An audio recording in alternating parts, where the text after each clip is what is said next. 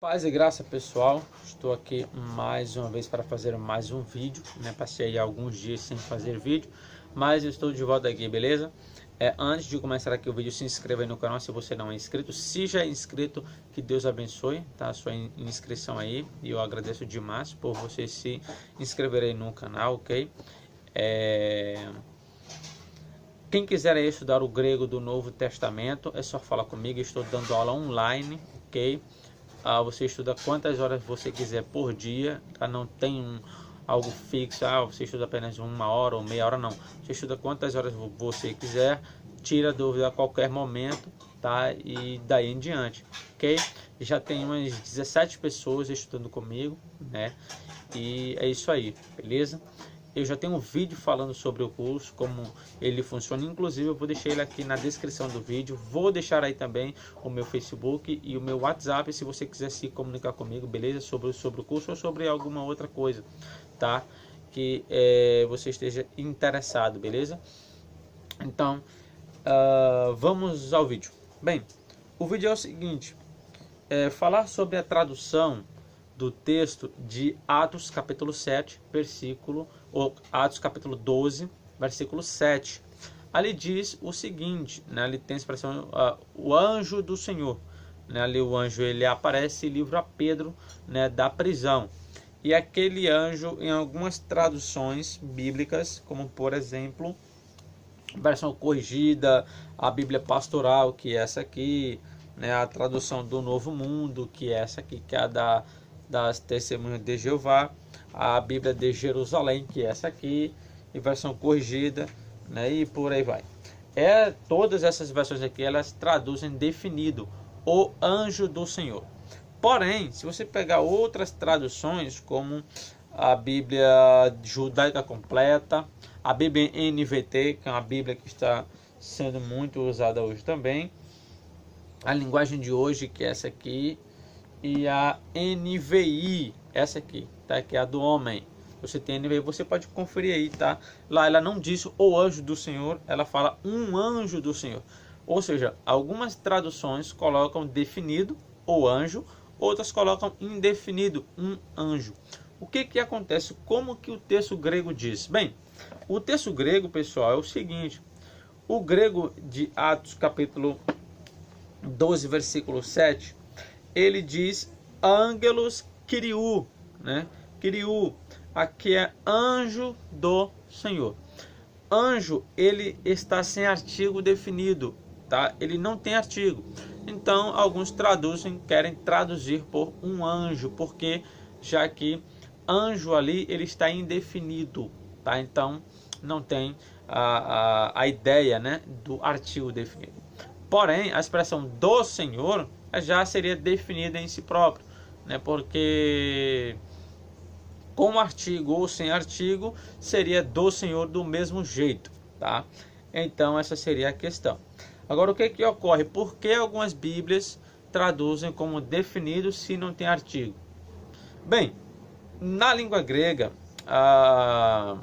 existem no mínimo umas 10 regras, tá?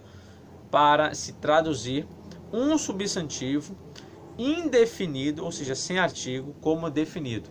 Ou seja, você traduz um substantivo que ele não tem artigo, você traduz ele como se ele tivesse um artigo. Na língua grega, para uma palavra ser definida, não é só o artigo que vai definir aquilo. Existem diversas regras para você definir uma palavra sem artigo. Por exemplo, esse texto. Existe uma construção na língua grega chamada de construção genitiva. Essa construção, ela indica que quando um substantivo ele está no genitivo, mas ele está ligado com outra palavra, indica que ambos têm a mesma força semântica. Então, se o genitivo ele já é definido, então o outro termo que vem atrás dele também é. Isso é uma das regras que existem em grego. Então, como você tem anjo que está no nominativo, ele tem do Senhor já é definido em si, já está falando de quem é aquele anjo, tá? Então, de quem é aquele anjo? Do Senhor. Então você já sabe de quem é, do Senhor.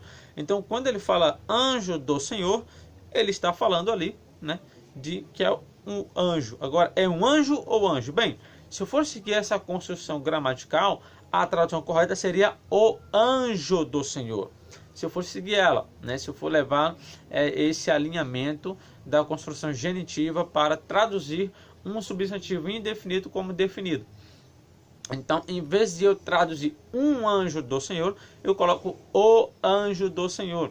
Porque ali, já que Senhor ele é genitivo, e ele por si, ali ele já é definido, então a ideia do nominativo da palavra que vem anterior, ela também seria definida. Ambos teriam a mesma força semântica. Isso acontece em diversos textos, tá, do Novo Testamento. Por exemplo, se você segue a linha eclética, por exemplo, você lê ali Mateus capítulo 3, verso 16, a expressão lá, Espírito de Deus. Né? Num texto mais antigo não tem artigo para a expressão Espírito. Né? Mas em todas as versões que eu consultei, em Mateus 3 e 16, do próprio texto crítico, nenhuma traduz como um Espírito de Deus. Por quê? Porque Deus, ali em Mateus 3 e 16, ele é genitivo, enquanto pneuma ali, se não me falha a memória, ele é nominativo. Então, ambos teriam a mesma força semântica.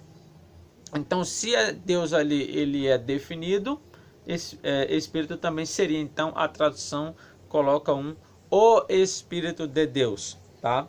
Isso ocorre também em diversas ocasiões. Por exemplo, acho que é Romanos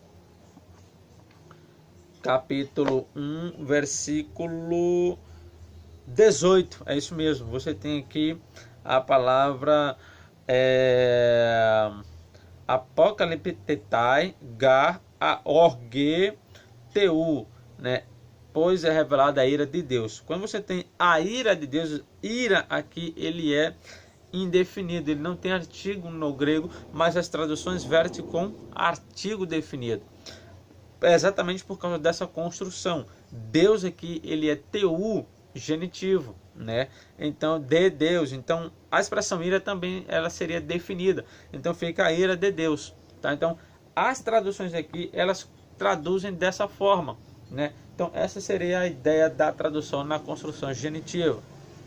Então voltando-se para essa questão, existem diversas traduções em que ocorre isso, tá? De uma palavra ela não ter necessariamente um artigo, mas ela ser definida em si, tá?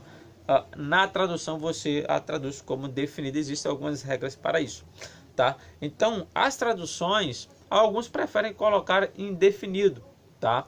Eu particularmente não vejo problema. A questão é que no verso seguinte, se você ler de Atos capítulo 12, versículo 7, depois você lê o versículo 8, fala assim: o anjo lhe disse, vista-se, calce as sandálias. E Pedro assim fez. Disse-lhe ainda o anjo, ponha a capa e siga-me.